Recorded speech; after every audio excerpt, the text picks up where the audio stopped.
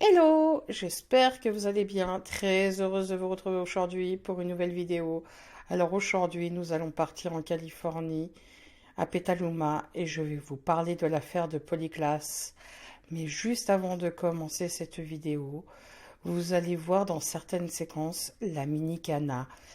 Elle m'a été demandée plusieurs fois et elle est là aujourd'hui pour m'aider. Alors si jamais pour les nouveaux abonnés, Mini Cana m'a été offert par la chaîne de Cana Disparition, car je lui avais dit que quand j'étais petite, j'avais toute une collection de Barbie, d'ailleurs que j'ai toujours, et donc elle m'a offert cette Barbie, que j'ai baptisée Mini Cana.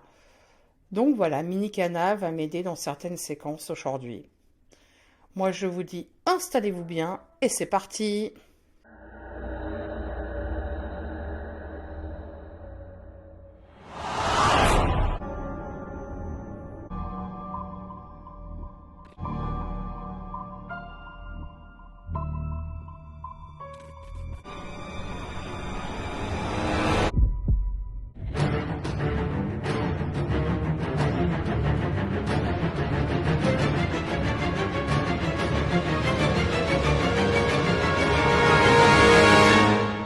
Polyclass est née le 3 janvier 1981 à Fairvaux dans le comté de Marin, en Californie.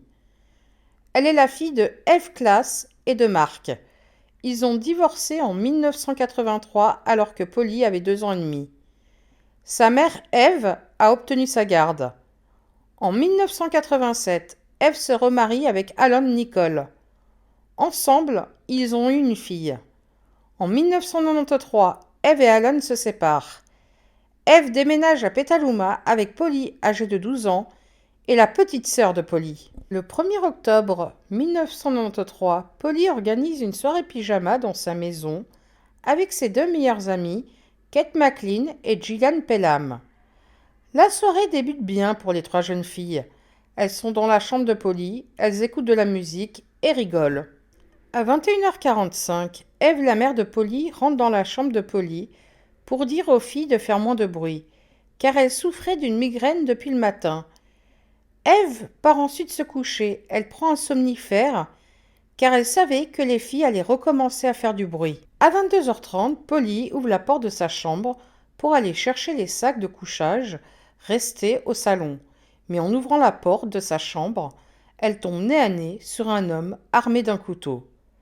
Cet homme s'appelle Alan Davis. Kate et Gillian, sur le coup, pensent que c'est une blague. Mais elles se rendent très vite compte que non. Davis dit aux filles qu'il leur veut aucun mal, mais qu'il veut juste voler de l'argent. Mais pourtant, il ne prend rien. Il ligote Polly et ses copines, il pose des têtes d'oreiller sur la tête de Kate et Gillian et leur dit de compter jusqu'à 1000. Et pendant ce temps, Davis part avec Polly. Kate et Gillian réussissent à se détacher et vont réveiller la mère de Polly, qui prévient la police. Les agents de police arrivent rapidement. Ils inspectent la chambre de Polly et appellent le FBI pour leur venir en aide.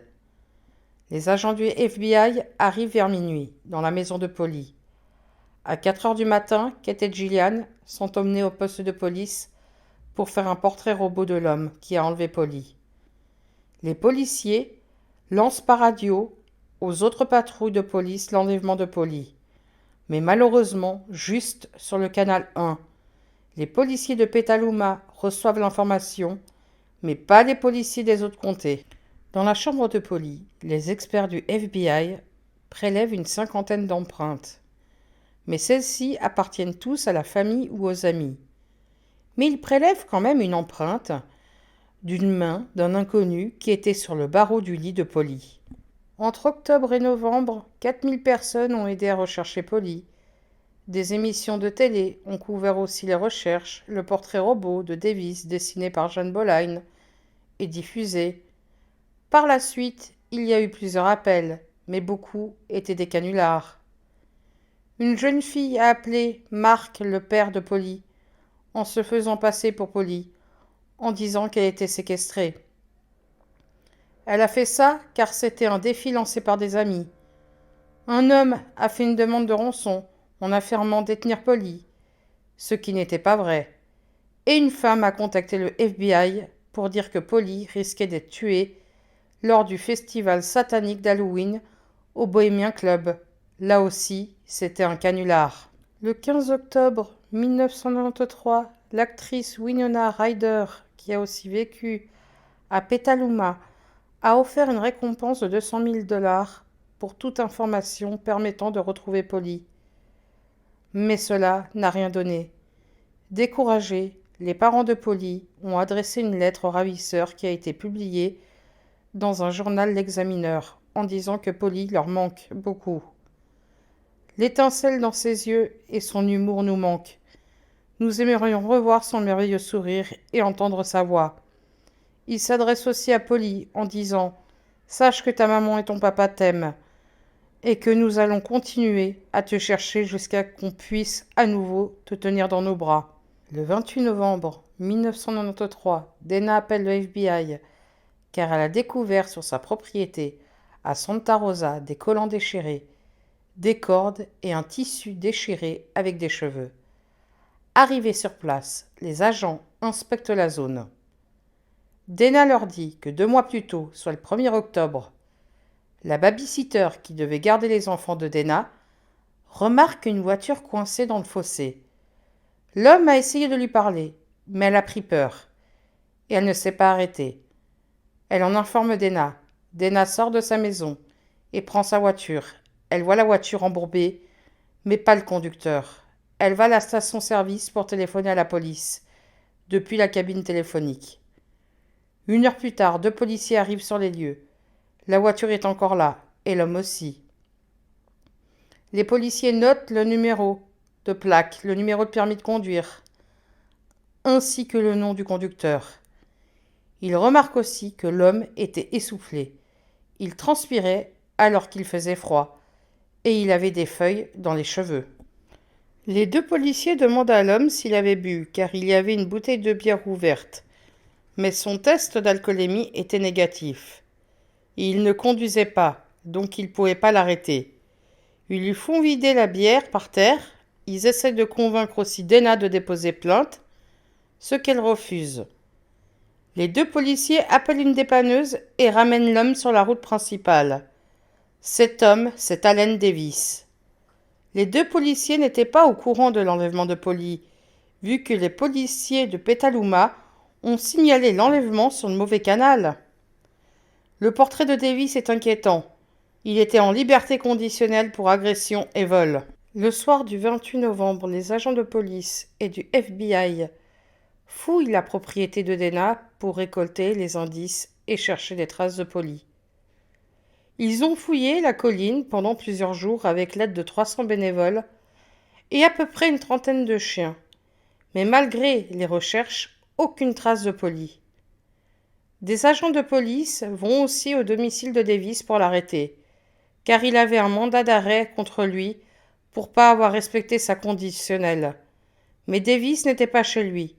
Au même moment, un peu plus loin, des barrages routiers sont mis en place et Davis est arrêté par un agent de police l'ayant reconnu grâce au portrait robot. Kate et Gillian identifient Davis. Mais Davis nie avoir enlevé Polly. Le 4 décembre, après 4 jours de garde à vue, Davis apprend que l'empreinte de la paume de la main qui a été retrouvée dans la chambre de Polly correspondait à son empreinte. Il avoue alors l'enlèvement et le meurtre de Polly. Il dit que le soir du 1er octobre, il avait bu des bières et fumé de la marijuana.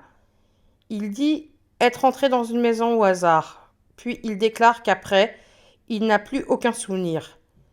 C'est quand il a repris connaissance, dans la voiture, qu'il a vu Polly à côté de lui, qui se plaignait d'avoir les mains engourdies. Il desserra alors ses liens et continua de rouler, jusqu'à que la voiture s'embourbe sur le chemin de la propriété de Dana. Il a ensuite fait sortir Polly et l'a emmenée dans le fossé à 30 mètres. Il dit avoir prévu de la laisser là pour décoincer sa voiture. Il dit qu'après que les 2 policiers qui l'ont aidé à dégager sa voiture et escorté jusqu'à la route principale, il a attendu une quinzaine de minutes et est allé chercher Polly. Ensuite, il a conduit au hasard et se sentant coincé, il a compris qu'il devait éliminer Polly. Davis accepta de conduire les policiers où il avait laissé le corps de Polly. dans un endroit désert de Cloverdale. Le corps de Polly est retrouvé dans un champ près d'une scierie abandonnée. Davis a dit l'avoir étranglée par derrière avec un bout de tissu, mais il nie l'avoir agressée. Malgré la décomposition du corps, les médecins légistes pensent tout de même que Davis a agressé Polly. Le 7 décembre 1993, Davis est accusé du meurtre de Polly. Le 18 juin 1996, à San José en Californie, la Cour supérieure reconnaît Davis coupable du meurtre de Polly.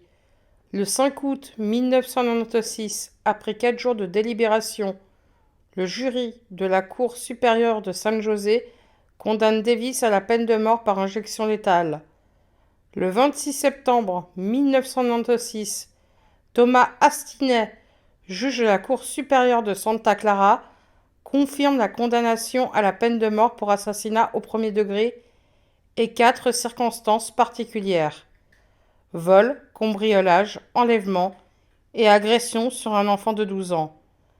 Après la lecture de l'accusation, Davis se leva et fit un double doigt d'honneur avec ses deux mains à la salle d'audience.